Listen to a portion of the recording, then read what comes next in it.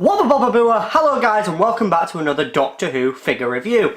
Today we're going to be reviewing the 13th Doctor 5.5 inch 14cm scale action figure released by Character Options. As you can see, there's brand new packaging, so let's take a look at the packaging.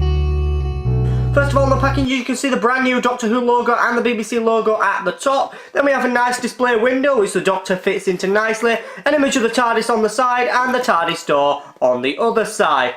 At the bottom we have the name of the action figure, the 13th Doctor action figure, 5.5 inch scale and 14cm scale. Character Options logo, big red sticker that says with sonic screwdriver accessory.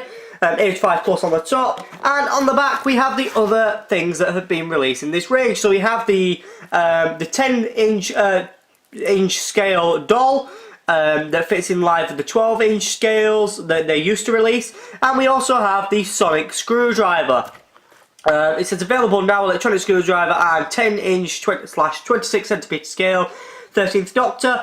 Then we've got the legal guff on the bottom, and it also tells you what Doctor Who is at the top. I will show you what that is if you want to see it, and you can pause the video now to read it. So now that we've looked at the packaging, let's take a look at the figure itself. Okay, so now we have the beautiful figure out of its packaging. So let's look at the detail. Well, you can see from the face here, she does have a very good likeness to Jodie Whittaker. The nose is slightly a little bit off, and I think the eyebrows are slightly a little bit off. But other than that, she does have a very good likeness to the actress. On the side, you can see a slight detailing of the earring, as you can see on the here. On the top, you can see her roots here. Personally, I don't like the way the roots have been painted on. I think they've done a sloppy job of it, and it looks very inaccurate to the way it is in the show. My sister said it looks like a bug on her head. Plus, it also comes down to the front of her hair, and roots just don't do that. Moving down, we have the detail of her very nice rainbow top, and you can just about see the yellow braces underneath. She does have the little rainbow stripes on the inside of the jacket, as well as the nice blue pale colour of the jacket, which I really love, and the black detail in there. The slight creases to make slight things to make it look creased, and as well as painted on pockets. She loves pockets. Going down, we have her blue trousers, which of course are 3/4 length and don't quite come to her full boot. And at the bottom we have this beautifully detailed feet. As you can see there, they're a nice brown leathery looking one with really cool looking shoelaces.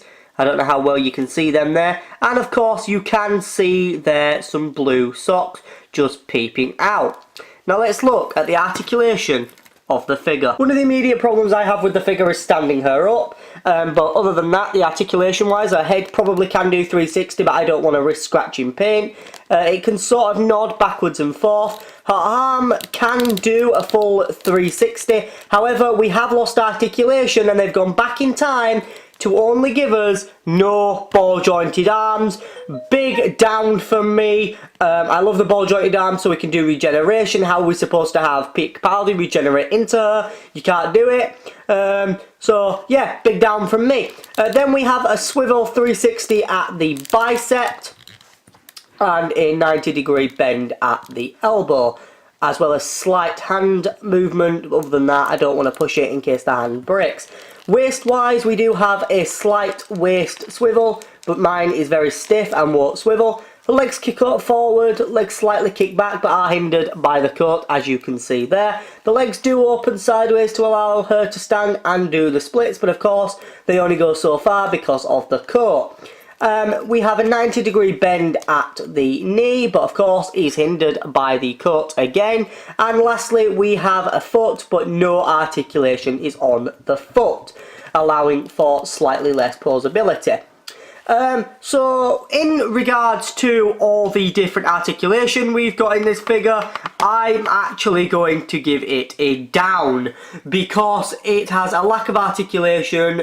Over recent years the character options have been really good, giving us more and more articulation. You know, we started to slightly see some double jointed, some double joints, and also we used to be able to have ball jointed arms to allow us to do regenerations a little bit bit better. We can't do that now, unfortunately, because they haven't included it. The coat does very much feel like they've taken the 10th Doctor's. I did also forget to mention that you can see her hood, but it does feel like they've taken the 10th Doctor's coat and repainted it. The coat is flimsy plastic, so it can stretch out with the legs, but again, it does hinder it. So now let's take a look at the sonic screwdriver accessory. Okay, so here we have the very tiny sonic screwdriver. You can see that they've done a very good job of painting in the orange on there, which is accurate to the sonic. They have slightly painted it on the antenna. However, in the middle there's supposed to be some orange as well that illuminates, which we know from the electronic one. However, they haven't included it on this. But other than that, the only detail extra there is the fact that there's a few nicks to make it look like it's being moulded out of metal with added Sheffield steel. There's not much detail to this. I think that they've definitely lacked in detail, but to be fair, for what the Sonic actually looks like, they've done a very good job. Overall, I think it's an excellent figure. It's well detailed and fits well with the overall with the design. It does fit well in scale with the other action figures, and does fit in scale with the TARDISes that we've had from previous years. But other than that, I am slightly disappointed in the articulation, so I'm going to have to give it a bit of a down for that. So if you are buying it and you want it for the detail and to add to your collection for the Doctors, that's perfectly fine. It's a great thing to buy and it's a good addition. However, I do want another version of her, possibly a regeneration version, and maybe one with an alternative t-shirt, and maybe one without the jacket on at all, possibly.